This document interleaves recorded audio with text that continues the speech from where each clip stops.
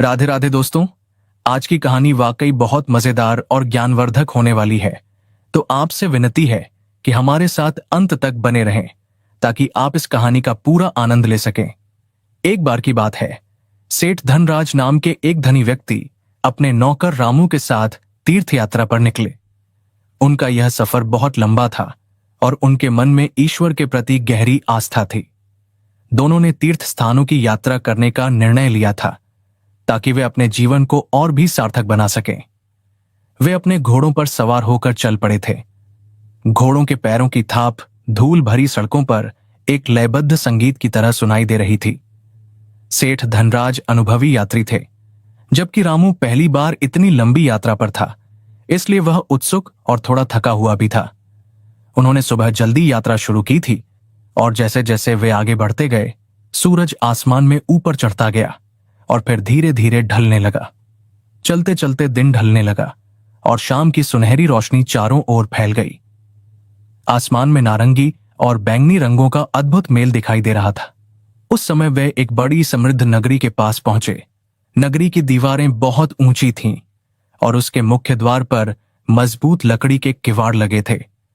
नगरी के पास पहुंचकर दोनों ने वहां कुछ देर ठहरने का निर्णय लिया। यह एक खुली जगह थी जहां उन्होंने अपने घोड़ों को आराम देने और रात बिताने के लिए एक छोटा सा टेंट लगाने का फैसला किया। टेंट लगाना एक जरूरी काम था क्योंकि रात में जंगल के जीव जंतुओं और ठंडी हवा से बचाव करना था। टेंट लगाने का काम खत्म करने के बाद सेठ धनराज ने रामू से कहा। सेठ ने अपनी आवाज में थोड़ी सख्ती और निर्देश का भाव रखा।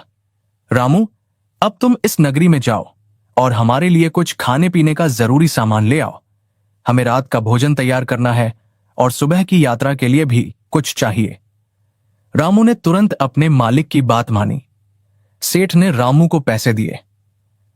सिक्कों का वजन रामू की हथेली पर महसूस हो रहा था, जो उसे इस काम की अहमियत बता रहा था। रामू पैसे लेकर नगरी के मुख्य द्वार की ओर चल पड़ा। जैसे ही रामू नगरी के मुख्य द्वार पर पहुंचा, उसकी आंखें एक ऐसे दृश्य पर पड़ीं जिसने उसे एकदम चकित कर दिया। यह दृश्य इतना अजीब और भयानक था कि रामू कुछ पल के लिए वहीं ठिठक गया। उसने देखा कि नगरी के मुख्य द्वार पर, जहां से हर कोई अंदर या बाहर जाता था, वहां एक कुत्ता जंजीरों से मजबूती से बंधा हुआ था। यह कुत्ता एक बेसहारा, बूढ़ा और थका हुआ सा जानवर लग रहा था।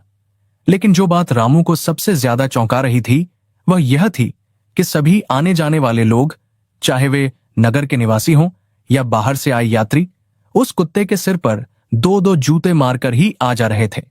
लोग बिना किसी दया या पछतावे के बड़ी सहजता से जूते मारते और आगे बढ़ जाते थे। कुत्ते की आंखें दर्द और निराशा से भरी थीं, पर वह कुछ कर नहीं सकता था। वह जंजीरों में कसकर बंधा हुआ था। यह भयानक दृश्य देखकर रामू नगरी के अंदर जाने लगा। उसके मन में गुस्सा, दया और हैरानी का भाव एक साथ उमड़ रहा था। तभी द्वार पर खड़े सिपाहियों ने उसे रोका। सिपाहियों की वर्दी सख्त थी और उनके चेहरे पर एक बेफिक्री का भाव था। उन्होंने रामू से कहा, ओ यात्री, यदि तुम्हें इस नगरी में प्रवेश करना है तो पहले इस कुत्ते के सिर पर तुम्हें 2 जूते मारने होंगे। यही इस नगरी का नियम है। अगर तुम ऐसा नहीं करते हो तो तुम्हें नगरी में प्रवेश करने की अनुमति नहीं दी जाएगी। रामू ने मन ही मन इस जालिम नियम को कोसा, लेकिन वह मजबूर था। उसे अपने मालिक के लिए सामान खरीदना था। उसने भारी मन से अनिच्छापूर्वक कुत्ते के सिर पर 2 जूते मारे और नगरी में प्रवेश कर गया। उसे ऐसा करते हुए बहुत दुख हो रहा था, लेकिन वह अपनी यात्रा का सामान लेने के लिए विवश था। रामू ने नगरी के बाजार से जल्दी से जरूरी सामान खरीदा। उसकी नजरें बार बार कुत्ते के पास से गुजर रहे लोगों को देख रही थीं, जो नियम का पालन करते हुए जूते मार रहे थे। सामान लेकर वह वापस द्वार पर आया। वापस आते हुए भी उसे सिपाहियों के निर्देश का पालन करना पड़ा। उसने फिर से 2 जूते कुत्ते को मारे, हालांकि इस बार उसका मन और भी ज्यादा बोझिल था। फिर वह सारा सामान लेकर अपने मालिक सेठ धनराज के पास पहुंचा, जो टेंट के पास बैठे उसका इंतजार कर रहे थे। वापस आकर रामू ने तुरंत खाना बनाया। उसने अपने हाथ तेजी से चलाए और रात के लिए भोजन तैयार किया। उसने पहले अपने मालिक सेठ धनराज को बड़े आदर से भोजन परोसा और उन्हें खिलाया। इसके बाद रामू ने भी शांति से अपना भोजन कर लिया। खाना खाकर और सारे काम निपटाने के बाद रामू अपने मालिक के पास पहुंचा। वह बेचैन था और उसके मन में जो सवाल घूम रहे थे उन्हें पूछे बिना वह सो नहीं सकता था। रामू ने अपनी बात शुरू करते हुए कहा, मालिक, जब मैं नगरी के मुख्य द्वार पर पहुंचा तो मैंने देखा कि इस नगरी के लोग कितने जालिम हैं। वे अपना सारा गुस्सा और क्रूरता एक बेजुबान जानवर पर निकाल रहे हैं। रामू के चेहरे पर अभी भी उस दृश्य की पीड़ा झलक रही थी।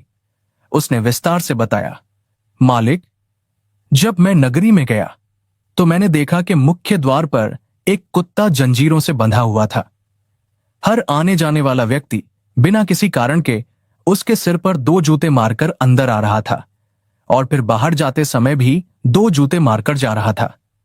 आप मुझे बताइए कि उस बेचारे जानवर ने ऐसा क्या अपराध किया होगा जिसकी उसे इतनी बड़ी और अमानवीय सजा दी जा रही है। रामू ने अनजाने में कुत्ते को बकरा कह दिया था क्योंकि उसके लिए वह बेजुबान जानवर किसी बलि के बकरे से कम नहीं था। तब सेठ धनराज ने रामू की बात को ध्यान से सुना। उन्होंने लंबी सांस ली और शांत गंभीर आवाज में कहा, रामू, जिस नगरी में हम ठहरे हैं यह राजा विराट की नगरी है। राजा विराट अपने न्याय के लिए जाने जाते थे, लेकिन इस कहानी में एक गहरा रहस्य छिपा है। सेठ ने आगे कहा, जिसे तुम एक बेजुबान जानवर समझ रहे हो यह कोई मामूली कुत्ता नहीं है। इस कुत्ते के अंदर वास्तव में एक विश्वासघाती व्यक्ति की आत्मा है। इस व्यक्ति ने कभी राजा विराट के खिलाफ एक बहुत ही भयंकर साजिश रची थी। वह अपनी साजिश में काफी हद तक सफल भी हो गया था और राजा को अपदस्थ करने के करीब पहुंच गया था। सेठ धनराज ने एक पल के लिए अपनी बात रोकी, फिर जारी रखा, लेकिन रामू, एक पुरानी कहावत है कि पाप का घड़ा एक ना एक दिन फूटता जरूर है, और इस धोखेबाज व्यक्ति के पाप का घड़ा भी जिस दिन फूटा उसी दिन इसे यह अमानवीय और अपमानजनक सजा सुनाई गई। इसे राजा ने यह दंड दिया कि जो भी व्यक्ति नगर में आए या जाए उसे पहले इस कुत्ते के सिर पर 2 जूते मारने होंगे। यह केवल शारीरिक दर्द नहीं बल्कि घोर अपमान की सजा है जो उसकी आत्मा को हमेशा याद दिलाती रहेगी कि उसने क्या अपराध किया था। सेठ धनराज ने रामू की जिज्ञासा शांत करने के लिए कहा, मैं तुम्हें इस कुत्ते के पीछे की पूरी कहानी सुनाता हूं। तुम ध्यान से सुनना, क्योंकि यह कहानी विश्वासघात, ज्ञान और पवित्रता की अद्भुत गाथा है। सेठ ने कहानी सुनाना शुरू किया। राजा विराट उस समय के राजाओं में सबसे ज्यादा बुद्धिमान और सम्मानित थे। वे केवल बलशाली राजा ही नहीं थे, बल्कि उन्हें 14 विद्याएं, ज्ञान की 14 शाखाएं प्राप्त थीं। इन 14 विद्याओं ने राजा विराट की एक अलग ही छवि बना दी थी। उनका न्याय, उनका शासन और उनका ज्ञान पूरे उपमहाद्वीप में प्रसिद्ध था। उनकी प्रसिद्धि दूर दूर तक फैली हुई थी और लोग उन्हें एक महान शासक मानते थे। राजा विराट इन विद्याओं को पाकर भी संतुष्ट नहीं थे। उनका ज्ञान का प्यासा मन हमेशा नई चीजों की तलाश में रहता था। एक दिन एक महान अर्षि राजा विराट के महल में आए। महल का वातावरण अर्षि के आगमन से और भी पवित्र हो उठा।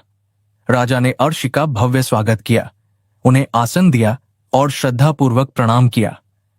राजा ने हाथ जोड़कर अर्षि से कहा, ऋषिवर, मैं इन 14 विद्याओं को पाकर भी अपने ज्ञान को अधूरा मानता हूं। मैं 15वीं विद्या सीखना चाहता हूं। यह विद्या ज्ञान की सबसे गूढ़ शाखा मानी जाती है, जिसके बारे में कहा जाता है कि इसे सिद्ध करने वाला व्यक्ति इस संसार के रहस्यों को जानने में सक्षम हो जाता है। कृपया आप मेरा मार्गदर्शन करें और मुझे वह मार्ग दिखाएं जिससे मैं यह परम ज्ञान प्राप्त कर सकूं। ऋषि ने राजा विराट के चेहरे पर ज्ञान की सच्ची ललक देखी, लेकिन वे जानते थे कि यह विद्या कितनी कठिन थी।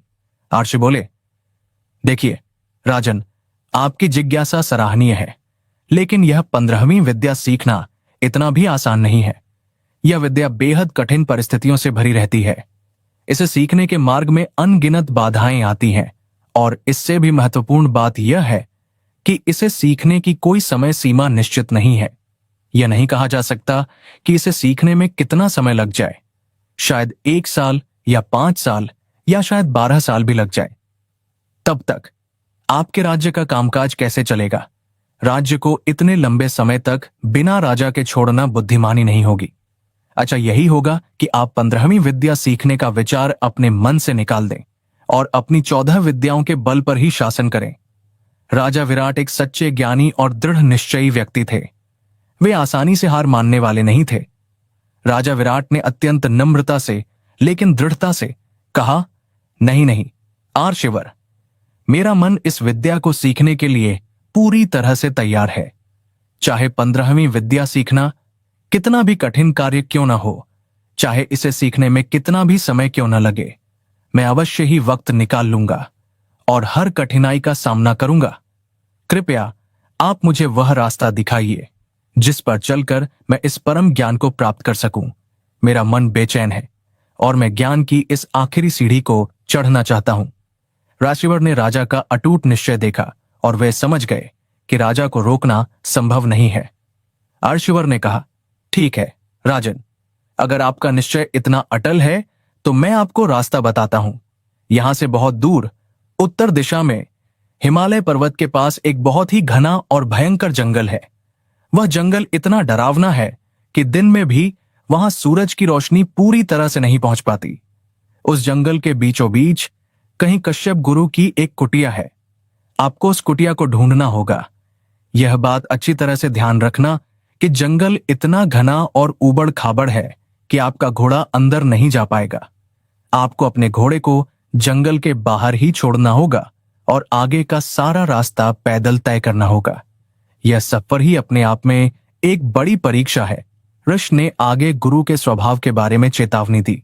वहां आपको कश्यप गुरु गहन तपस्या करते हुए मिलेंगे।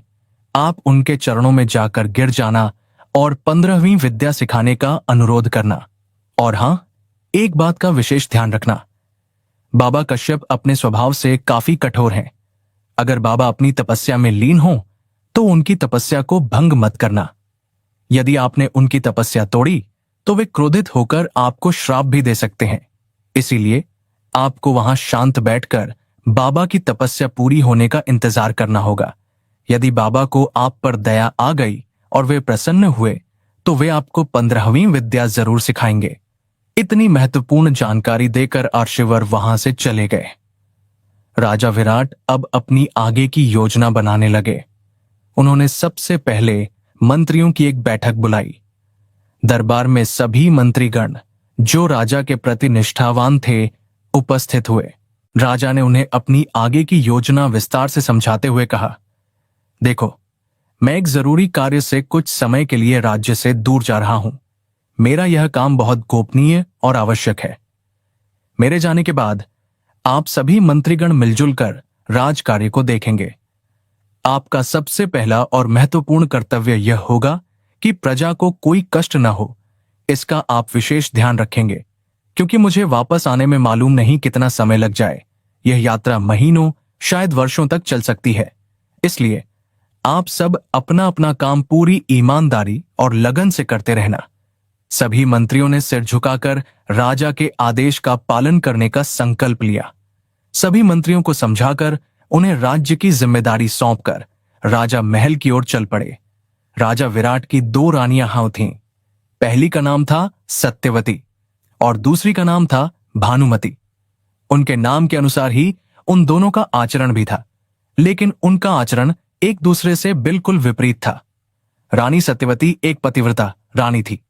वह अपने महाराज से सच्चा और निस्वार्थ प्रेम करती थी।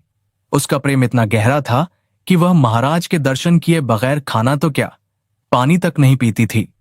उनके लिए महाराज ही उनके जीवन का केंद्र थे। दूसरी ओर रानी भानुमति थी। उसका इन बातों से दूर दूर तक कोई लेना देना नहीं था। उसके लिए राजा केवल शक्ति और सुख सुविधा का साधन थे। कहने का मतलब यह था कि रानी भानुमति का चरित्र ठीक नहीं था और वह भौतिक सुखों में ज्यादा रुचि रखती थी। राजा विराट सबसे पहले रानी सत्यवती के कक्ष में गए। राजा को देखकर रानी के चेहरे पर खुशी आई, लेकिन राजा के चेहरे की गंभीरता देखकर वह चिंतित हो गई।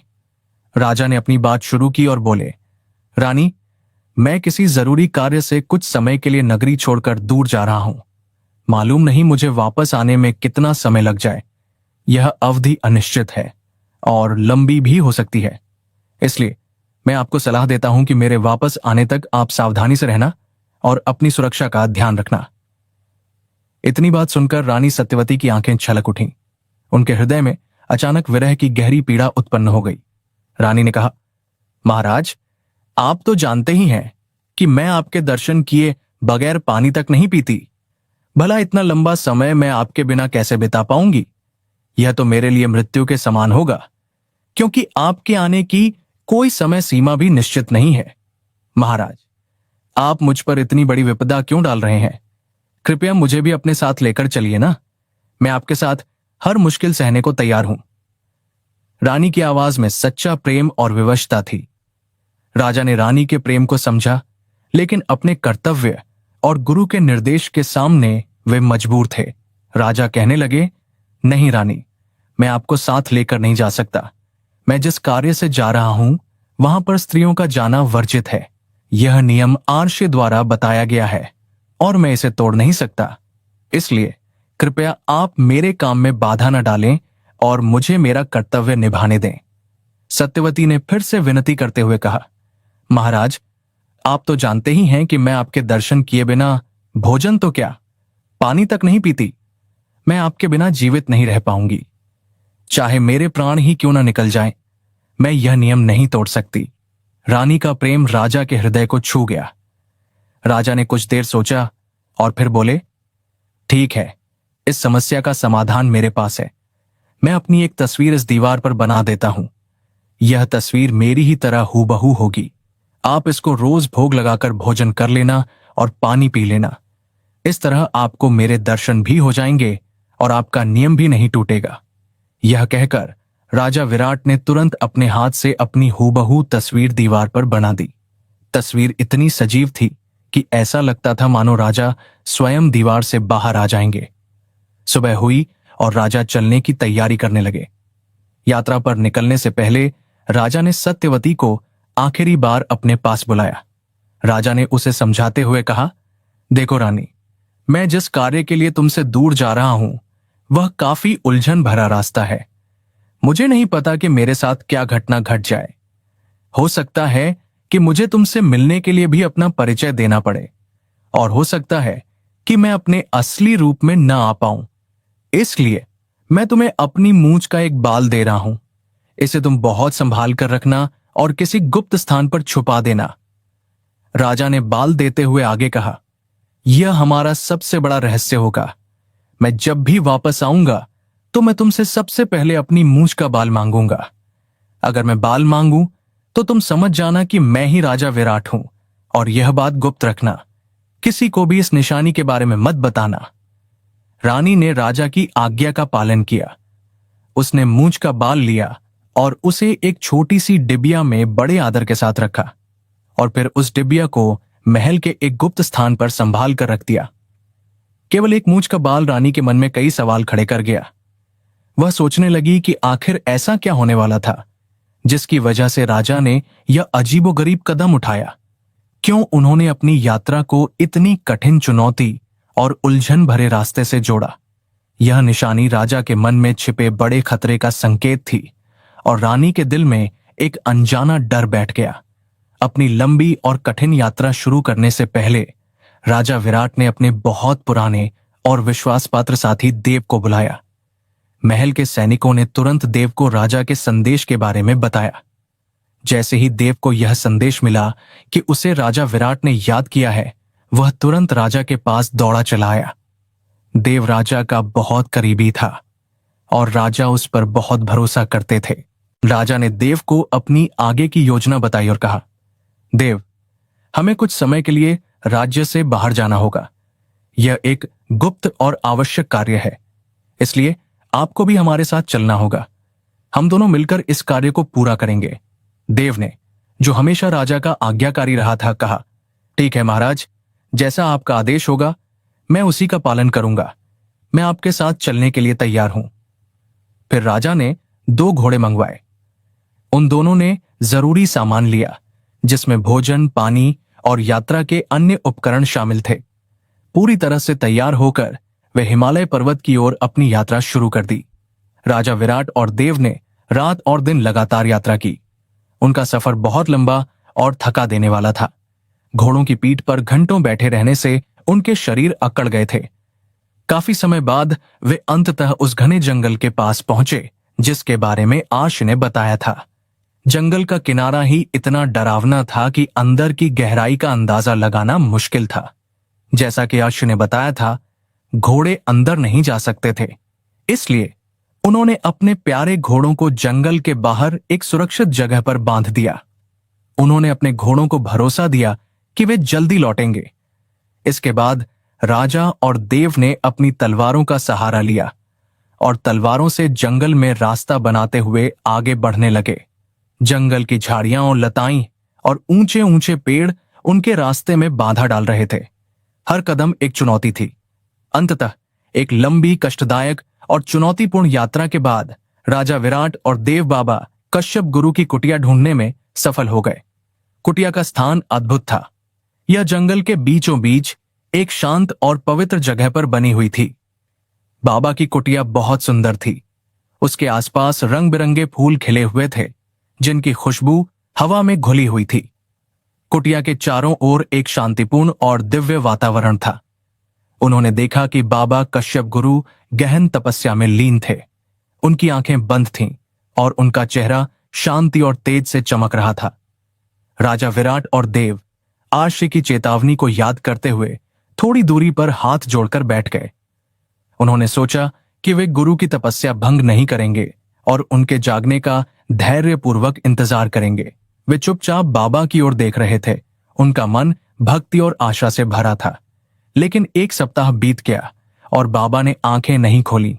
राजा ने अपने दोस्त देव से कहा, देव, जब तक बाबा अपनी तपस्या पूरी करके आंखें नहीं खोलते तब तक हम बेकार क्यों बैठे रहें? हम इस पवित्र आश्रम की सफाई कर लेते हैं और इसे और भी सुंदर बना देते हैं। देव ने राजा की बात मानी। इसके बाद दोनों आश्रम में काम करने लगे। उन्होंने कुटिया के चारों ओर की जमीन को साफ किया, नई नई और सुंदर फूलों के पौधे लाकर लगाए।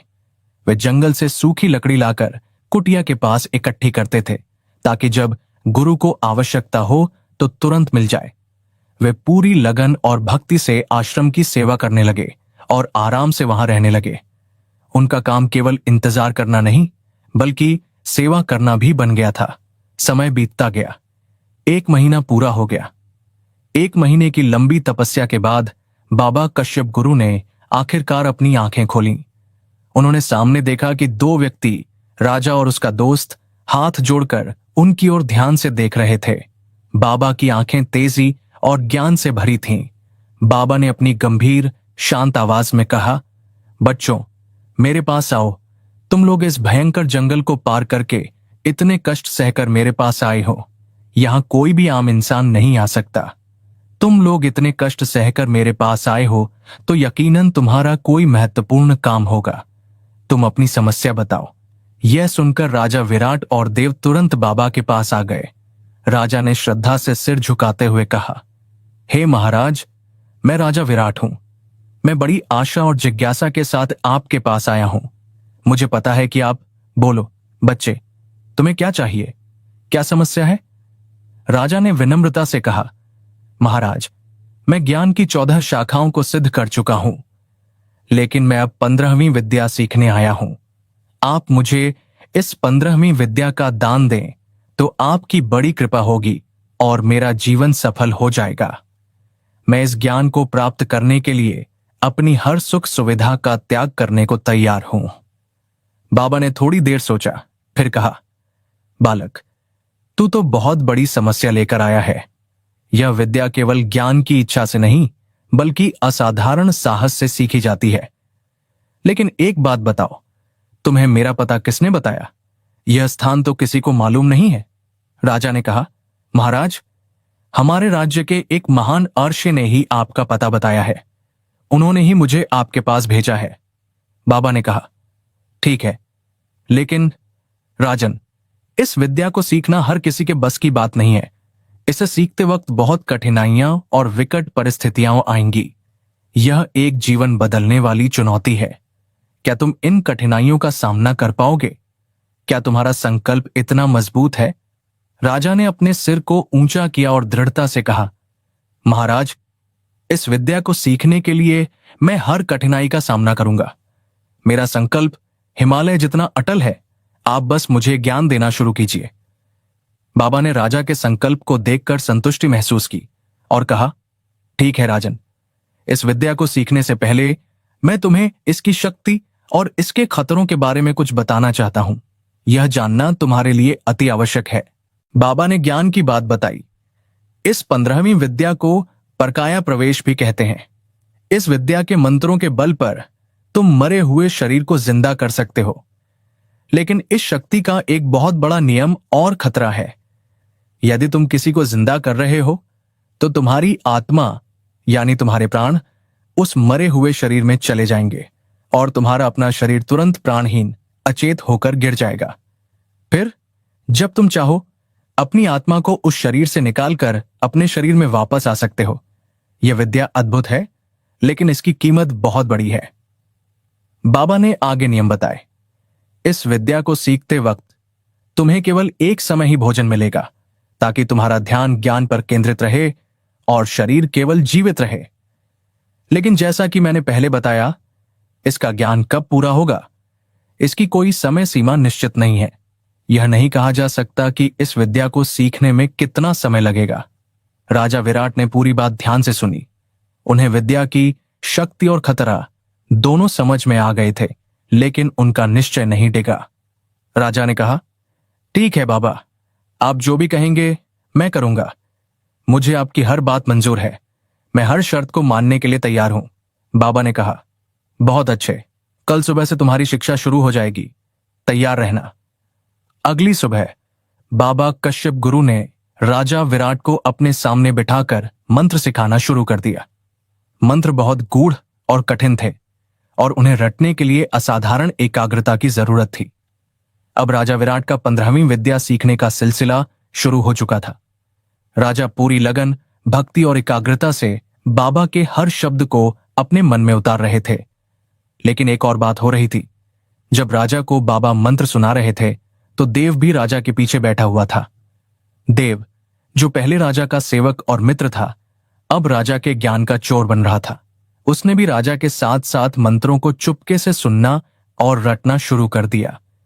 उसने राजा को इसका भान तक नहीं होने दिया।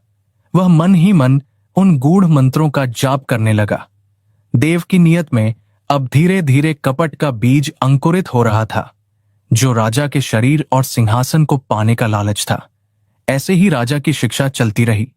12 वर्षों का लंबा समय बीत गया। राजा विराट को जो भी मंत्र बाबा ने सिखाए, देव तुरंत उन्हें रट लेता था और जैसे जैसे राजा मंत्रों का जाप करते, देव भी मन ही मन उनका जाप करता रहता था। देव की एकाग्रता राजा जितनी ही थी, लेकिन उसकी नीयत अशुद्ध थी। 12 वर्षों की लंबी तपस्या और साधना के बाद राजा विराट ने 15वीं विद्या पूरी तरह से सीख ली थी। और हां, राजा के साथ साथ देव भी उसे पूरी तरह सीख गया था। देव ने राजा को धोखा देने के लिए पूरे 12 साल का इंतजार किया था। फिर एक दिन ऐसा भी आया जब बाबा कश्यप गुरु ने अंतिम ज्ञान देकर कहा, राजन, अब आपकी विद्या पूरी हो चुकी है। तुमने कठिन परीक्षा को पार किया है। अब तुम अपने राज्य का काम संभाल सकते हो। यह परम ज्ञान तुम्हारी साधना का फल है। और हां, एक बात का हमेशा ध्यान रखना, कभी भी इस विद्या का गलत इस्तेमाल मत करना। इसे केवल जन कल्याण के लिए ही उपयोग में लाना। राजा विराट ने हामी भरते हुए सिर हिलाया और बाबा के आशीर्वाद को स्वीकार किया। अगली सुबह राजा ने गुरु कश्यप को प्रणाम किया और उनके चरणों का स्पर्श करते हुए उनसे जाने की आज्ञा मांगी।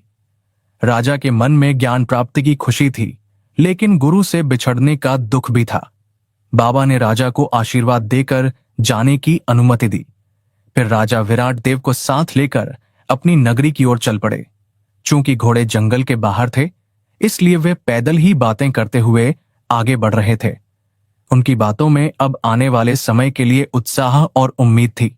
जैसे ही वे जंगल के बाहर निकले और नगरी की ओर बढ़े, राजा के मित्र देव के दिल में कपट जाग उठा।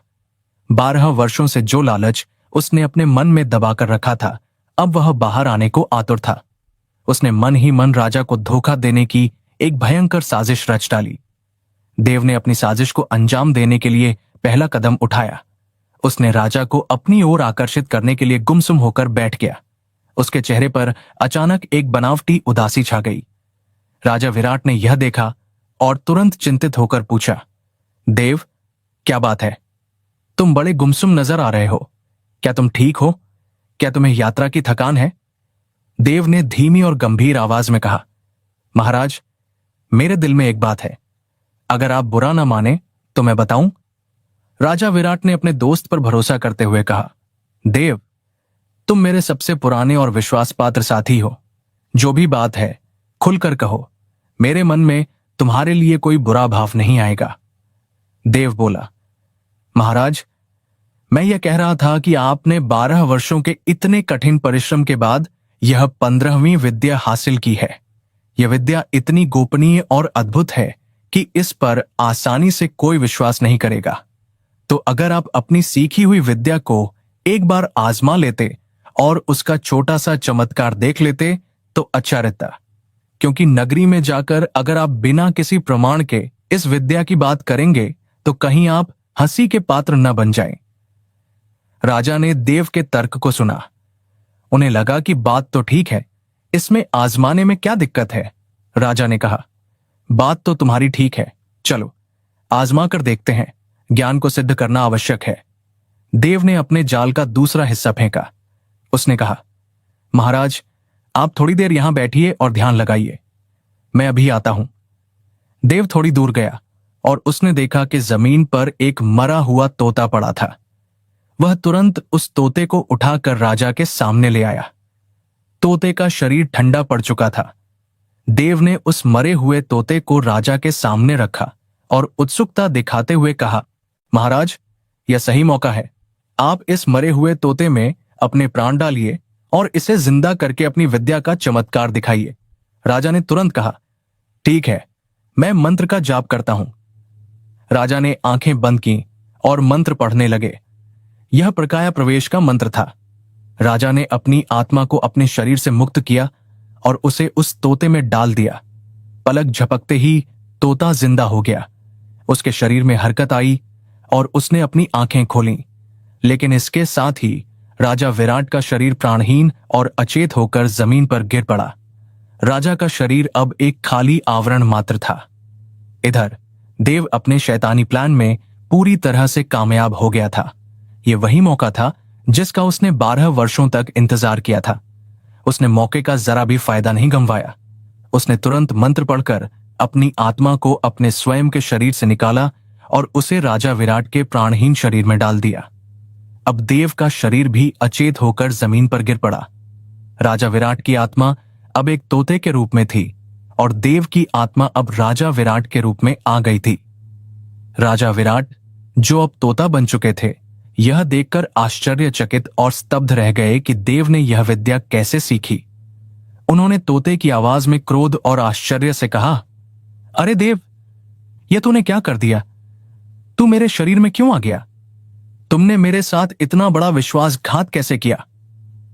देव, जो अब राजा विराट के शरीर में था, ने अहंकार और विजय की मुस्कान के साथ उत्तर दिया, महाराज, मैं भी अपनी विद्या आजमा रहा था। यह वही विद्या है जो मैंने चुपके से आपके पीछे बैठकर सीखी है। ज्ञान पर किसी एक का अधिकार नहीं होता। राजा विराट का गुस्सा अब भयंकर रूप ले चुका था।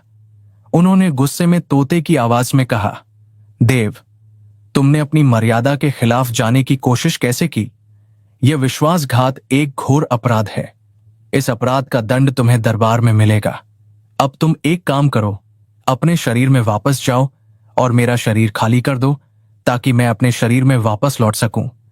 मैं अब और देर नहीं कर सकता।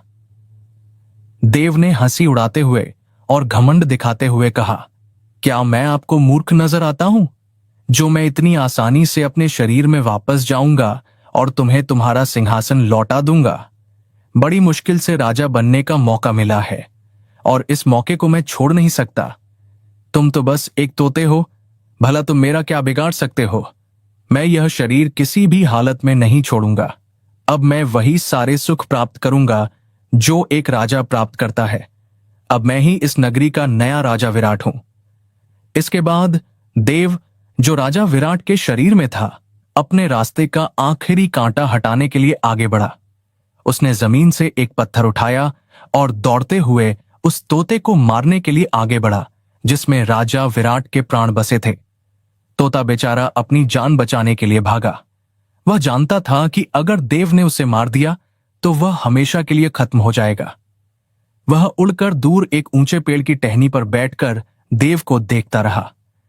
वह उदासी और दुख से मन ही मन सोचने लगा कि जिस साथी पर उसने इतना भरोसा किया, उसी ने उसके साथ इतनी बड़ी गद्दारी की। अब मैं क्या कर सकता हूं? वह विवशता में बैठा बैठा रोने लगा। उसका पूरा जीवन एक पल में छिन चुका था।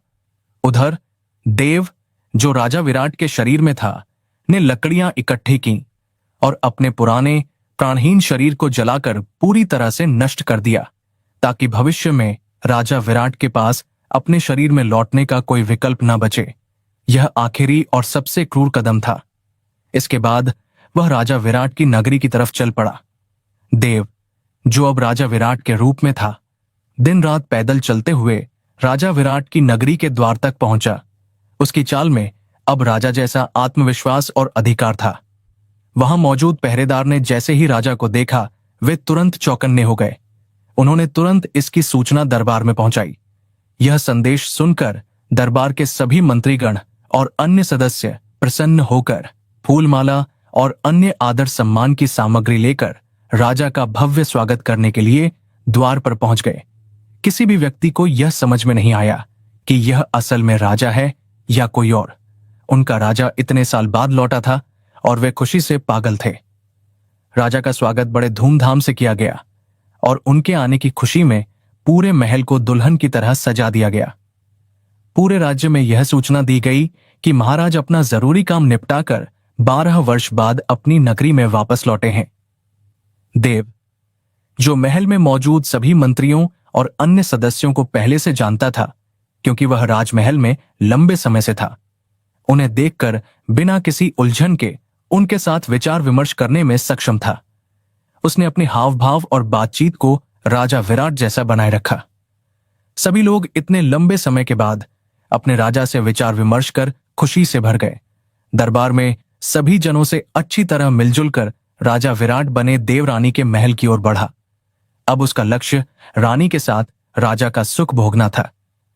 महल के द्वार पर पहुंचते ही वहां की नौकरानी उसके स्वागत के लिए आरती की थाली और फूल लेकर खड़ी थी। लेकिन राजा बने देव ने रानी सत्यवती को वहां न देखकर अहंकार से कहा, रुक जाओ दासी, हम तब तक अंदर नहीं आएंगे जब तक हमारी रानी सत्यवती हमारा स्वागत करने नहीं आ जाती। एक रानी को अपने पति का स्वागत करने के लिए सबसे पहले आना चाहिए। राजा का आदेश सुनकर दासी तुरंत रानी सत्यवती को बुलाने के लिए दौड़ी गई। रानी सत्यवती अपने हाथों में आरती की थाली लेकर वहां चली आई, लेकिन उनके चेहरे पर वह स्वाभाविक खुशी नहीं थी जो एक पत्नी को अपने पति के 12 साल बाद लौटने पर होनी चाहिए। किंतु रानी सत्यवती वहां चुपचाप एक तरफ खड़ी हो गईं। उन्होंने राजा की आरती नहीं उतारी। तब राजा विराट बने देव ने झुंझलाहट से कहा, क्या बात है रानी, क्या आप हमें देखकर खुश नहीं हैं? हम कितने वर्षों बाद आपके पास वापस लौटे हैं। आप नजदीक आइए, हमारी आरती कीजिए और खुशी खुशी हमें अपने कक्ष में लेकर चलिए। रानी सत्यवती, जो एक गहरी परीक्षा ले रही थीं, ने शांत और दृढ़ आवाज में कहा, महाराज, मैं आपकी आरती भी करूंगी और खुशी खुशी आपको अपने कक्ष में भी लेकर चलूंगी। लेकिन आप पहले हमें यह बताइए कि जब आप जरूरी कार्य से जा रहे थे तब हमें क्या कहकर गए थे? आपने मुझे एक गुप्त निशानी दी थी। देव ने टाल मटोल करते हुए कहा, रानी, ऐसी बेवकूफ भरी बातें आप पर शोभा नहीं देती। भला 12 वर्ष पहले की छोटी मोटी बातें किसी को याद थोड़ी रहती हैं। यह सब छोड़िए, आप जाइए, हमारी आरती कीजिए, हमारा इंतजार मत करवाइए। सत्यवती ने अटूट निश्चय के साथ कहा, कभी नहीं, पहले आप हमें उस वार्ता का परिचय दीजिए। आप मुझे वह निशानी याद दिलाइए जो आपने मुझे दी थी। तभी हम आपको अंदर आने की अनुमति देंगे। आप उस बात को भूल नहीं सकते। राजा बने देव ने मन ही मन सोचा कि यह रानी तो बहुत ही तेज लगती है, यहां तो दाल गलने वाली नहीं है, इसे पटाना आसान नहीं होगा। वह रानी सत्यवती की निष्ठा और तेज दिमाग से घबरा गया, क्योंकि उसे मूंछ के बाल वाली निशानी के बारे में कोई जानकारी नहीं थी। फिर उसने अपना रुख रानी भानुमति के महल की तरफ कर लिया। जब देव रानी भानुमति के महल के द्वार पर पहुंचा तो देखा कि भानुमति पहले से ही राजा के स्वागत के लिए आरती का थाल लेकर खड़ी थी। वह राजा को इतने लंबे समय बाद देखकर काफी खुश थी, क्योंकि उसे सत्ता और सुविधा वापस मिल गई थी। उसने खुशी खुशी देव की आरती की और प्यार से अपने कक्ष में ले गई। भानुमति ने कोई सवाल नहीं पूछा, जिससे देव को बहुत राहत मिली। रानी भानुमति के महल में देव ने खूब सुख सुविधाओं का आनंद लिया। उसने सोचा कि अब वह पूरी तरह से राजा बन चुका है। धीरे धीरे आधी रात हो गई। भानुमति को तो गहरी नींद आ गई, लेकिन देव को कहां नींद आने वाली थी। अब उसके जहन में एक डर बैठ चुका था। एक चिंता उसे अंदर ही अंदर सताई जा रही थी। वह चिंता उस तोते की थी, जिसमें खुद राजा विराट के प्राण बसे थे। वह तोता मनुष्य की भांति बोल सकता था और राजा की सारी सच्चाई जानता था। अब देव का सबसे बड़ा डर यही था कि कहीं वह तोता उड़ता हुआ नगरी तक न पहुंच जाए और उसके सारे भेद न खुल जाए। अगर ऐसा हुआ तो उसे सिंहासन से हाथ धोना पड़ेगा और शायद मौत की सजा भी मिलेगी। इस समस्या से निदान पाने के लिए देव एक योजना बनाने लगा। उसकी रात नींद में नहीं, बल्कि साजिश बुनने में गुजर रही थी। दूसरी ओर राजा विराट, जो एक तोता बनकर ब्याबान जंगल में भटक रहे थे, अपनी जान बचाने और अपनी नियति को स्वीकार करने की कोशिश कर रहे थे। उन्हें पानी की तलाश थी। अंततः उड़ते उड़ते वे एक बावड़ी, कुएं या छोटे तालाब पर पहुंचे। उन्होंने देखा कि वहां पहले से ही 49 तोते रहते थे। ये सभी तोते उस बावड़ी के आसपास के पेड़ों पर अपना घोंसला बनाकर रहते थे। उन 49 तोतों ने देखा कि आज बावड़ी पर एक नया तोता आया है। उन्होंने यह भी देखा कि वह कुछ ज्यादा ही प्यासा है और बेचारा पानी पीते जा रहा था। उस नए तोते को देखकर सारे तोते खुश हो गए और आपस में अपनी तोतिया भाषा में बातें करने लगे। उन्होंने सोचा, चलो इससे दोस्ती करते हैं। अगर यह हमारा दोस्त बन गया तो हम पूरे 50-50 तोते हो जाएंगे। हमारी टोली और भी बड़ी हो जाएगी। फिर सारे तोते राजा विराट बने तोते के पास आ गए और अपनी तोतिया भाषा में उनसे बातें करने लगे। राजा विराट ने तोतों की भाषा सीखी थी। 15वीं विद्या के ज्ञान से उन्हें हर जीव की भाषा समझने की शक्ति मिली थी। राजा ने उन्हें उनकी तोतिया भाषा में जवाब दिया। राजा ने उनसे कहा, देखो दोस्तों, मैं अकेला हूं और मेरा कोई परिवार नहीं है। मैं दुनिया भ्रमण के लिए निकला हूं। अब जब आप सब मुझसे दोस्ती करना चाहते हो तो मैं तैयार हूं। मैं आप सबके साथ ही रहूंगा और हम मिलकर इस जंगल में रहेंगे। सारे तोते बहुत खुश हुए, क्योंकि उन्हें एक नया साथी मिल गया था। वे हंसी खुशी सब एक साथ रहने लगे। अब राजा विराट, जो अपनी पूरी बुद्धि और अनुभव रखते थे, प्रतिदिन उन तोतों को अच्छी अच्छी बातें बताते थे। वे उन्हें जंगल के खतरों के बारे में बताते, सुरक्षित स्थानों के बारे में जानकारी देते और उन्हें सही रास्ते पर चलने की सलाह देते।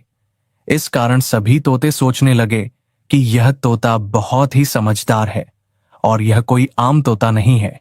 इसके आने के बाद हमें पानी की तलाश में भी भटकना नहीं पड़ता। यह हमें उसी जगह लेकर जाता है जहां पानी तैयार मिलता है। इस कारण सभी तोते राजा विराट की इज्जत करने लगे और उनकी सलाह को मानने लगे। एक दिन ऐसा भी आया जब सारे तोतों ने मिलकर राजा को अपना मुखिया घोषित कर दिया। अब राजा उन तोतों के साथ जुड़ गए और सबका समय अच्छा गुजरने लगा। अब उनके बीच एक राजा मौजूद था, जिसने 15वीं विद्या प्राप्त की थी। वह किसी भी समस्या को आने से पहले ही भांप लेता था और अपने समुदाय की सुरक्षा सुनिश्चित करता था। उसके नेतृत्व में रहने से सभी तोते सुरक्षित महसूस करने लगे। उधर राजा विराट बने देव ने अपनी योजना को लागू करना शुरू कर दिया। उसने अपने राज्य में तुरंत घोषणा करवा दी। यह घोषणा बहुत ही अजीब और क्रूर थी। घोषणा में कहा गया, राजा का आदेश है कि जो भी नर नारी, बूढ़ा जवान तोते मारकर राजा के पास लाएगा उसे एक तोते के बदले एक सोने का सिक्का दिया जाएगा। जो 2 तोते लाएगा उसे 2, जो 10 लाएगा उसे 10, और जो 50 तोते लाएगा उसे 50 सोने के सिक्के दिए जाएंगे। राजा का यह आदेश सुनकर सभी दरबारी अचंभित रह गए। वे आपस में फुसफुसाने लगे कि यह क्या हो गया? राजा अचानक तोते मरवाने का आदेश क्यों दे रहे हैं? यह कितना अजीब है। किंतु सभी केवल सोच सकते थे, कुछ पूछ नहीं सकते थे, क्योंकि यह राजा का आदेश था। जैसे ही यह आदेश जनता के बीच पहुंचा तो सभी निठल्ले लोग और पैसे के लालची लोग तोते पकड़ने निकल पड़े। उन्हें लगा कि यह कम मेहनत में ज्यादा पैसा कमाने का आसान तरीका है। शाम तक कोई एक तोता लेकर दरबार में आ रहा था, कोई 2, कोई 10। जो जितनी संख्या में तोता लाता उसे उतने ही सोने के सिक्के दिए जाते। दरबार में तोते मारने वालों की भीड़ लग गई। अब यह समाचार धीरे धीरे आसपास के नगरों में भी फैल गया कि फलां राजा एक तोते मारने के बदले एक सोने का सिक्का दे रहा है। बेचारे तोते समझ नहीं पा रहे थे कि हमारा कसूर क्या है, हमें क्यों मरवाया जा रहा है। पूरे इलाके में तोते मारे जा रहे थे। अब यह समाचार धीरे धीरे राजा विराट, जो अब तोते के रूप में थे, के पास भी पहुंच गया कि देव ने तोते मरवाने का आदेश दिया है। राजा चौकन्ना हो गए। वे समझ गए कि यह सीधे तौर पर उन पर हमला है। देव उन्हें मारकर हमेशा के लिए राजगद्दी पर कब्जा करना चाहता है। राजा ने तुरंत अपने 49 तोतों को बुलाया और चेतावनी दी, होशियार हो जाओ, मुसीबत हम पर आने वाली है। देव हमें मारने की कोशिश कर रहा है। सभी तोते भयभीत हो गए, लेकिन उन्होंने अपने मुखिया पर भरोसा दिखाया। सारे तोते कहते हैं, मुखिया जी, हम तो आप जैसा सुझाव देंगे, हम उसी का पालन करेंगे। आप ही हमारी रक्षा कर सकते हैं। राजा विराट पर अब उन 49 तोतों की सुरक्षा का भार था। एक दिन की बात है। सभी तोते दोपहर के समय एक घने पेड़ पर बैठे थे। तभी उनमें से एक तोते ने देखा कि एक शिकारी अपने कंधों पर धनुष बाण लिए उनकी तरफ चला आ रहा है। शिकारी की आंखें शिकार पर टिकी थीं। उस तोते ने तुरंत अपने मुखिया राजा विराट को इस बारे में सूचना दी। शिकारी को इस तरह खतरनाक तरीके से आते देख राजा ने तुरंत एक योजना बनाई। यह योजना उनके बचे हुए जीवन और पूरे टोली की सुरक्षा के लिए सबसे महत्वपूर्ण थी। राजा ने सभी तोतों को समझाया, देखो, उड़ने की गलती बिल्कुल भी मत करना, क्योंकि उसके हाथ में धनुष बाण है। अगर हमने उड़ने की कोशिश की तो हम में से 2-3 तोते तो जरूर मारे जाएंगे। शिकारी हमें भागते हुए देखकर आसानी से निशाना बना लेगा। इसीलिए जैसा मैं कहता हूं वैसा ही करना। फिर राजा विराट उन्हें अपनी योजना विस्तार से समझाते हुए कहने लगे, देखो, पहले यह शिकारी पेड़ के पास आएगा। वह एक ही पेड़ पर इतने सारे तोते देखकर खुश हो जाएगा। वह सोचेगा कि उसे कम मेहनत में ढेर सारा सोना मिल जाएगा। फिर वह सारे तोते पकड़ने की सोचेगा। आप सबको एक नाटक करना होगा। आप सब अपनी गर्दन इस कदर लटका दो जिससे ऐसा लगे और प्रतीत हो जैसे हम सब मरे हुए हैं। एक भी तोता जरा भी हरकत नहीं करेगा। जब शिकारी यह देखेगा तो वह ऊपर पेड़ पर चढ़ेगा और हमें एक एक करके नीचे गिराएगा। राजा ने सबसे महत्वपूर्ण बात समझाई। तब आप एक बात का विशेष ध्यान रखना कि जैसे ही शिकारी एक तोते को नीचे पटकेगा, आवाज आएगी पट। फिर दूसरे को पटकेगा तो आवाज आएगी पट। फिर तीसरे को पटकेगा तो आवाज आएगी पट। आप सभी को इस पट की आवाज को गिनते रहना है। हम सब इस आवाज को अपनी जीवन रेखा मानेंगे। राजा ने अंतिम निर्देश दिया। वह धीरे धीरे हम सबको नीचे पटकता रहेगा। जैसे ही पट की 50वीं आवाज पूरी हो जाए तो आप सारे तोते एकदम से उड़ जाना और दूर भाग जाना। इससे फायदा यह होगा कि उस वक्त शिकारी पेड़ पर होगा और वह हमें रोकने के लिए कुछ नहीं कर पाएगा। हम सब भागने में कामयाब हो जाएंगे और इस वक्त उसके पास धनुष बाण भी नहीं होंगे जो नीचे रखे होंगे। सभी तोतों ने एक स्वर में कहा, ठीक है मुखिया जी, हम आपकी योजना का पूरी तरह से पालन करेंगे। फिर सभी तोतों ने पेड़ की टहनियों पर इस तरह अपनी गर्दन लटका दी जैसे वे सभी मरे हुए हों। वे एकदम शांत हो गए। अब शिकारी पेड़ के पास पहुंचता है।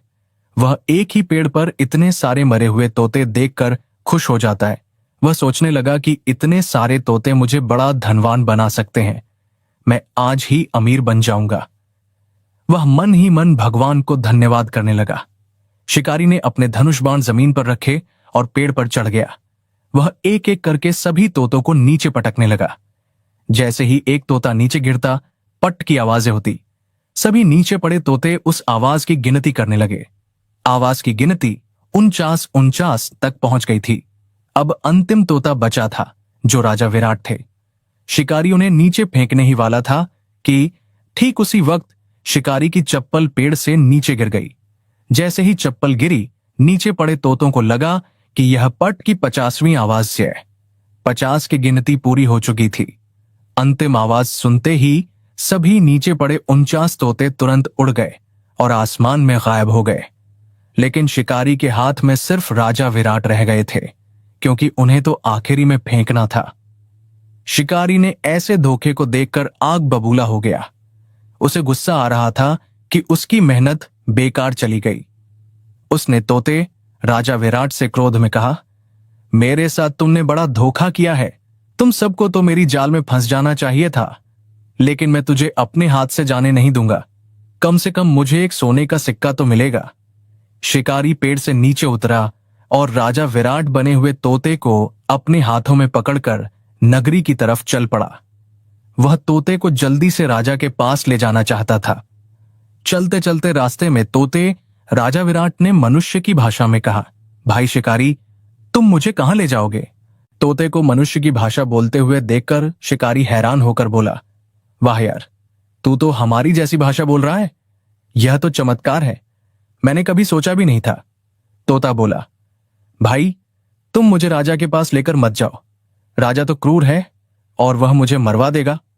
इसकी जगह तुम मुझे किसी धनी सेठ के पास लेकर चलो। मैं उस सेठ से तुम्हें 50 सोने के सिक्के दिलवाऊंगा। 50 सिक्के एक सिक्के से तो बहुत ज्यादा होते हैं।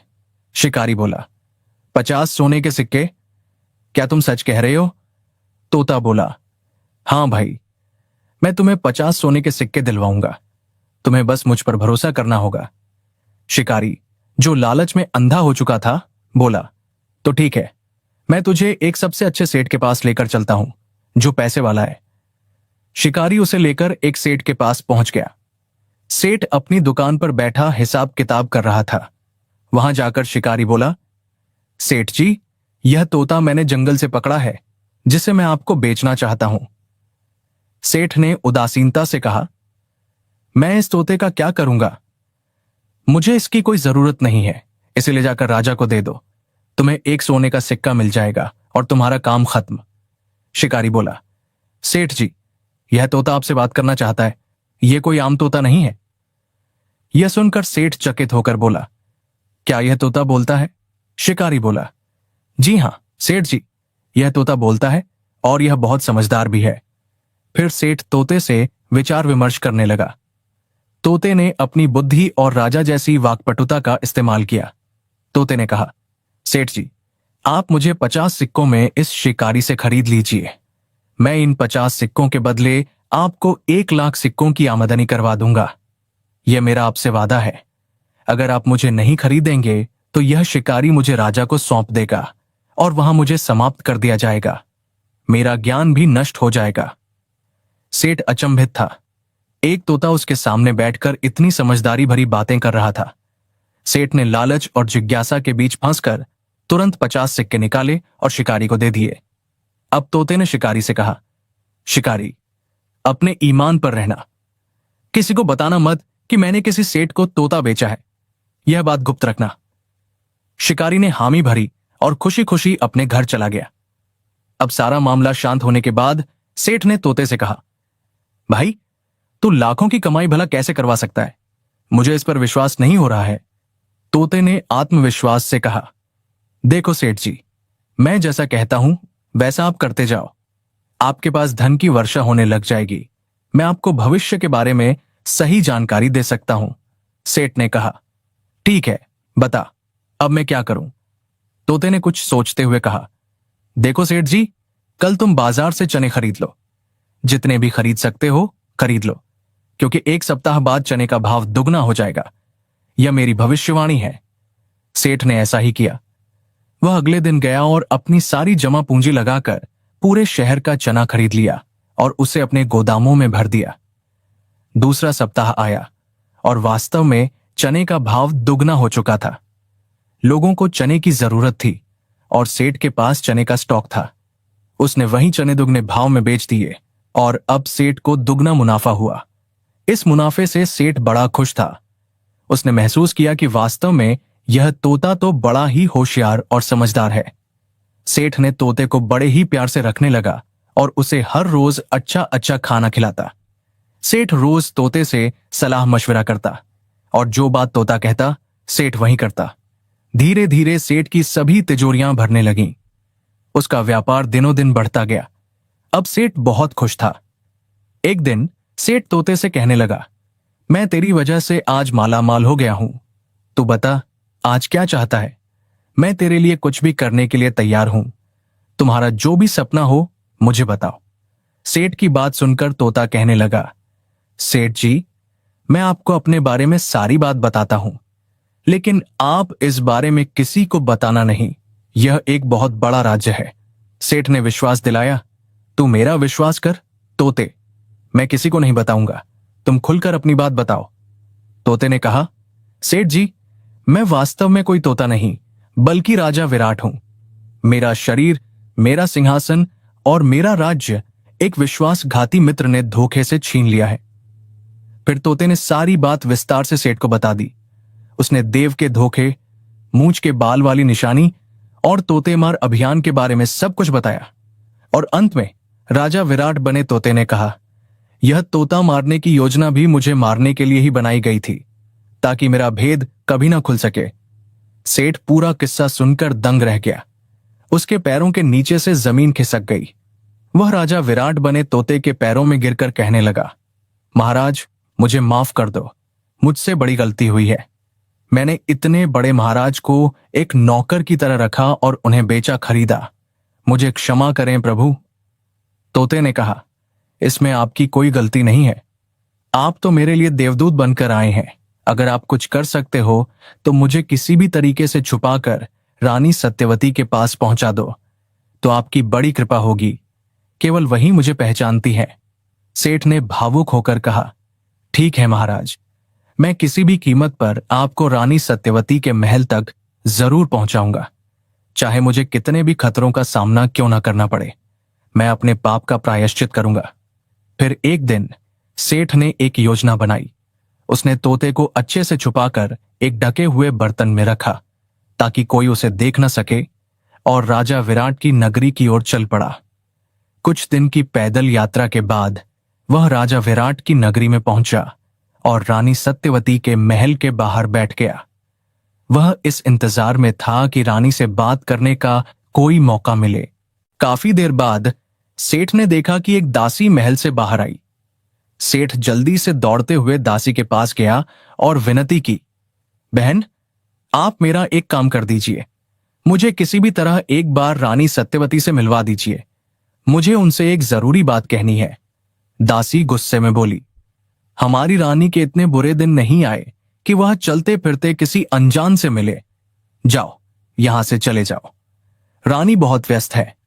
सेठ ने हाथ जोड़कर कहा, आप किसी भी तरीके से यह समाचार रानी तक पहुंचा दीजिए कि एक सेठ बहुत दूर से पैदल यात्रा करके एक गंभीर समस्या लेकर आपसे मिलने आया है, और इसके बदले में मैं आपको 100 सोने के सिक्के दूंगा।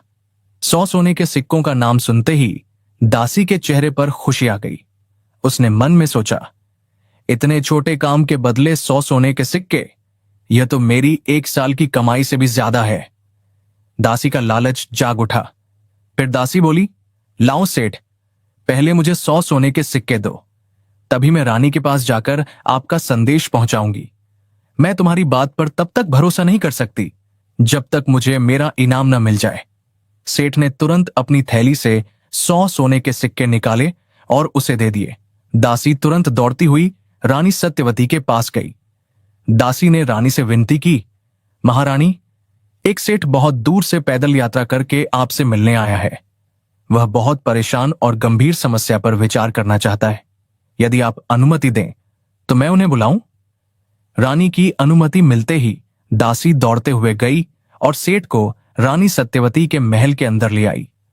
जब सेठ रानी के पास पहुंचा तो उसने हाथ जोड़कर रानी से विनती की, रानी, मैं केवल 1 मिनट के लिए आपसे अकेले में बात करना चाहता हूं।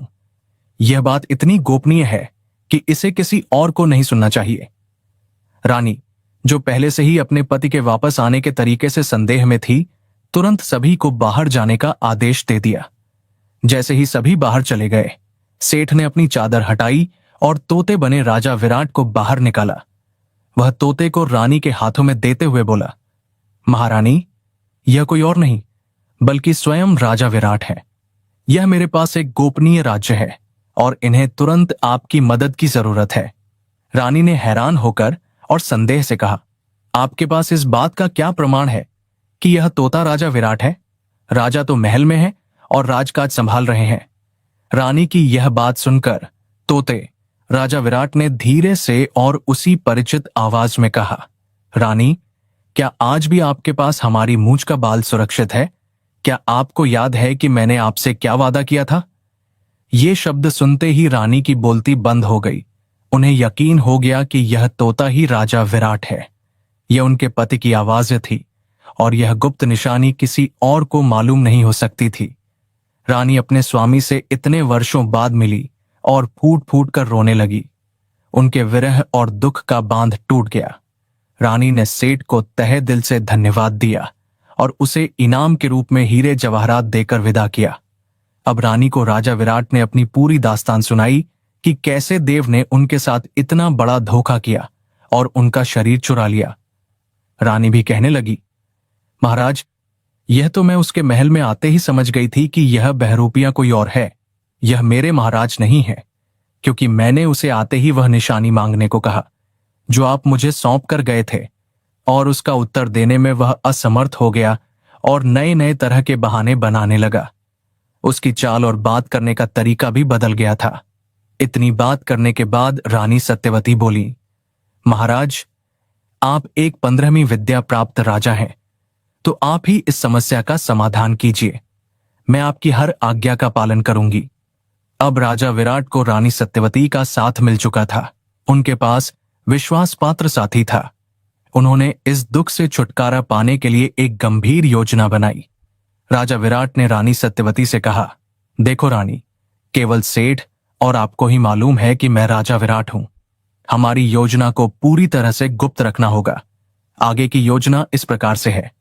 सबसे पहले आप सैनिकों से कहकर एक मरा हुआ कुत्ता मंगवाइए।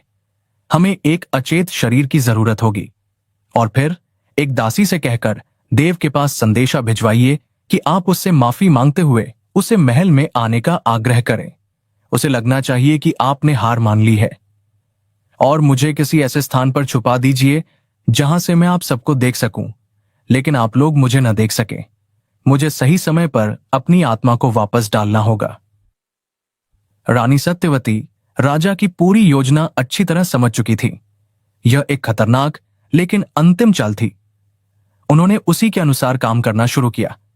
उन्होंने एक दासी के माध्यम से राजा विराट बने देव तक संदेश भिजवाया, जिसमें रानी ने देव से माफी मांगते हुए उन्हें महल में बुलाया। रानी ने लिखा कि वह अपनी मूर्खता पर पश्चाताप कर रही है। दासी रानी का संदेशा लेकर तुरंत राजा बने देव के पास पहुंची और बोली, महाराज, रानी सत्यवती ने आपको याद किया है। वे अपने कर्मों पर पश्चाताप करते हुए आपसे माफी मांगना चाहती है। रानी ने आपके साथ सभी मंत्रियों को भी आमंत्रित किया है ताकि वे सबके सामने आपसे माफी मांग सकें। अब आप चलिए। रानी आपकी आरती करती हुई महल में आपका भव्य स्वागत करना चाहती है। देव बोला। आखिरकार रानी सत्यवती को अक्ल आ ही गई। वह जान गई कि नया राजा ही असली है। उसने प्रसन्न होकर कहा, ठीक है, जाकर रानी से कह दो कि हम शीघ्र ही समस्त मंत्रियों के साथ महल में पधार रहे हैं। अब रानी सत्यवती ने तोते बने राजा विराट को एक कक्ष के रोशनदान में छुपा दिया। रोशनदान से तोता वहां का सारा दृश्य आसानी से देख सकता था, लेकिन कोई उसे देख नहीं सकता था। अब रानी राजा देव और मंत्रियों के आने की प्रतीक्षा करने लगी। थोड़ी देर बाद राजा देव समस्त मंत्रीगणों के साथ रानी के महल में पधारे। रानी ने झूठी विनम्रता दिखाते हुए राजा देव की आरती उतारी और हाथ जोड़कर कहने लगी, महाराज, मैं अपनी गलती पर बहुत शर्मिंदा हूं जो मैंने आपको महल में प्रवेश करने से रोका। किंतु आप यह भली भांति जानते हैं कि मैं एक पतिव्रता स्त्री हूं। इस कारण मुझे हर कदम फूंक फूंक कर रखना पड़ता है। रानी ने देव को जाल में फंसाने के लिए आगे कहा, अब आप मुझे क्षमा कर दें। मैं आपकी बात से सहमत हूं कि इतनी पुरानी बातें याद नहीं रहती, लेकिन मैं आपको याद दिलाना चाहती हूं कि जब आप 15वीं विद्या सीखने जा रहे थे तब आप मुझे निशानी के तौर पर कहकर गए थे, रानी सत्यवती, मैं जब भी 15वीं विद्या सीख कर वापस आऊंगा सबसे पहले इसका चमत्कार आपको ही दिखाऊंगा, तो आप समझ जाना कि मैं ही राजा विराट हूं। लेकिन महाराज, वापस आने के बाद आपने मुझे कोई भी चमत्कार नहीं दिखाया, जिस कारण मुझे आपके साथ ऐसा व्यवहार करना पड़ा। रानी ने मांग रखी, इसलिए महाराज, मैं आपसे प्रार्थना करती हूं कि सभी के सामने अपनी 15वीं विद्या का चमत्कार दिखाइए, ताकि मैं और सभी मंत्रीगण अपने राजा पर गर्व कर सकें। यह आपकी शक्ति का प्रमाण होगा। इतना वार्तालाप सुनकर राजा देव मन ही मन प्रसन्न हो गया। उसका अहंकार चरम पर पहुंच गया था। वह खुद भी सबके सामने अपनी विद्या दिखाने के लिए आतुर था, लेकिन उसे इस बात का बिल्कुल भी एहसास नहीं था कि असली राजा विराट वहां रोशनदान में मौजूद होकर उसकी सारी रासलीला देख रहे थे। राजा देव बोला, ठीक है रानी, इसमें क्या बड़ी बात है, बताइए आप क्या देखना चाहेंगी। मैं तुम्हें तुरंत अपनी शक्ति का प्रमाण दूंगा। रानी ने तुरंत अपने नौकरों से कहकर उस मरे हुए कुत्ते को वहां मंगवाया और उसे राजा देव के सामने रख दिया। यह वही कुत्ता था जिसे वह बाद में दंड देना चाहती थी। रानी बोली, महाराज, मैं चाहती हूं कि आप एक बार अपने प्राण इस मरे हुए कुत्ते में डालकर इसे जीवित कर अपनी विद्या का परिचय दें। इससे आपकी शक्ति सब लोग देखेंगे। राजा देव ने अविश्वसनीय आत्मविश्वास से कहा, ठीक है, इसमें कौन सी बड़ी बात है, यह तो मेरे बाएं हाथ का खेल है। देव ने आंखें बंद की और मन ही मन मंत्र पढ़ना शुरू किया। कुछ ही क्षणों बाद राजा का शरीर, जिसमें देव की आत्मा थी, प्राणहीन होकर जमीन पर गिर पड़ा और मरा हुआ कुत्ता अचानक जीवित हो उठा। अब देव के प्राण कुत्ते में समा गए थे। यह विजय का क्षण था, लेकिन यह बहुत क्षणिक था। इधर रोशनदान में बैठे तोते राजा विराट ने भी तुरंत मंत्र पढ़े। यह मौका जीवन में एक ही बार मिलता था और राजा ने उसे गंवाया नहीं। उन्होंने अपनी आत्मा को तोते के शरीर से निकालकर स्वयं के शरीर, जो जमीन पर अचेत पड़ा था, में डाल दिया। एक तोता प्राणहीन होकर गिरते देख सभी लोग हैरान रह गए कि यह क्या हो रहा है, यहां तो 3 शरीर बदल गए। तभी राजा विराट, जो अब अपने शरीर में वापस आ चुके थे, ने आंखें खोली और उठकर खड़े हो गए। उन्होंने अधिकार की आवाज में कहा, मोटी जंजीरें लेकर आओ और इस कुत्ते को अच्छे से बांधो ताकि यह भाग न सके। इसने मेरे साथ बड़ा धोखा किया है। राजा के आदेश पर तुरंत बेड़ियां लाई गईं और कुत्ते को अच्छी तरह से बांध दिया गया। कुत्ते, जिसमें देव की आत्मा थी, ने भागने की कोशिश की, लेकिन वह जंजीरों में जकड़ा गया। फिर राजा विराट ने अपनी सारी अबीती वहां मौजूद सभी मंत्रीगणों को सुनाई। उन्होंने देव के विश्वासघात, गुरु के आश्रम, 12 साल की तपस्या, तोते बनने और रानी के अविश्वास की कहानी सब कुछ बताया। राजा ने कहा, हम उस भले सेठ और रानी सत्यवती की मदद से ही अपने शरीर को पुनः प्राप्त कर पाए हैं। रानी सत्यवती ही मेरी असली निशानी है। राजा की बात सुनकर सभी मंत्रीगण शर्मिंदा हुए और बोले, महाराज, हमें क्षमा करें कि हम इस नकली राजा को पहचान न सके, लेकिन हमें इस पर संदेह तब हुआ था जब इसने तोतामार अभियान चलाया था। वह काम एक राजा का नहीं हो सकता था। अब आप ही इसे सजा दें। इस विश्वासघाती को कठोरतम दंड मिलना चाहिए। राजा विराट ने शांत और न्यायी आवाज में कहा, इसके लिए मृत्युदंड पर्याप्त नहीं है। इसे हम ऐसी सजा देंगे जिससे यह सारी जिंदगी पछताएगा। मृत्यु तो एक पल में मुक्ति दे देगी, लेकिन इसे रोज रोज मरना होगा। राजा विराट ने न्याय का अंतिम फैसला सुनाया। इस कुत्ते को नगर के मुख्य द्वार पर बांध दिया जाए और समस्त प्रजा में यह घोषणा कर दी जाए कि राजा का आदेश है कि जो भी प्रजा नगर से बाहर जाएगा वह इसके सिर पर 2 जूते मारकर ही जाएगा, और जो अंदर आएगा वह भी 2 जूते मारकर ही आएगा। और फिर ऐसा ही हुआ। कुत्ते को नगर के मुख्य द्वार पर बांध दिया गया। वहां पहरेदार बैठा दिए गए। पहरेदार को सख्त आदेश दिया गया कि कोई भी व्यक्ति बिना 2 जूते मारे अंदर न आ सके और न बाहर जा सके। देव कुत्ते के शरीर में कैद होकर शारीरिक दर्द और घोर अपमान की सजा भोगने लगा, ठीक उसी जगह जहां रामू ने उसे देखा था। इधर राजा विराट ने मरे हुए तोते का अंतिम संस्कार बहुत ही आदर और सम्मान के साथ कराया, क्योंकि उस तोते के शरीर ने उनकी आत्मा को 12 साल तक सुरक्षित रखा था। अब राजा विराट ने खुशी खुशी अपना राज्य संभाल लिया। उन्होंने न्याय, धर्म और ज्ञान के साथ फिर से शासन करना शुरू कर दिया। सेठ धनराज ने कहानी खत्म की और रामू से कहा, दोस्तों, इसीलिए तो कहते हैं अपना सबसे गुप्त राज्य अपने सबसे सगे दोस्त को भी नहीं बताना चाहिए, नहीं तो वह भी आपके साथ विश्वासघात कर सकता है, जैसा देव ने राजा विराट के साथ किया। धनराज द्वारा कहानी सुनाते सुनाते सुबह हो गई। आसमान में सूरज की पहली किरणें फैल चुकी थीं। फिर धनराज और रामू ने कुछ देर आराम किया, अपने घोड़ों को तैयार किया और अपनी आगे की यात्रा पर निकल पड़े। उन्होंने उस नगरी को पीछे छोड़ दिया जिसके द्वार पर कुत्ते के रूप में विश्वासघाती देव को उसकी सजा मिल रही थी। यह कहानी रामू के लिए केवल एक कहानी नहीं, बल्कि जीवन भर का ज्ञान थी।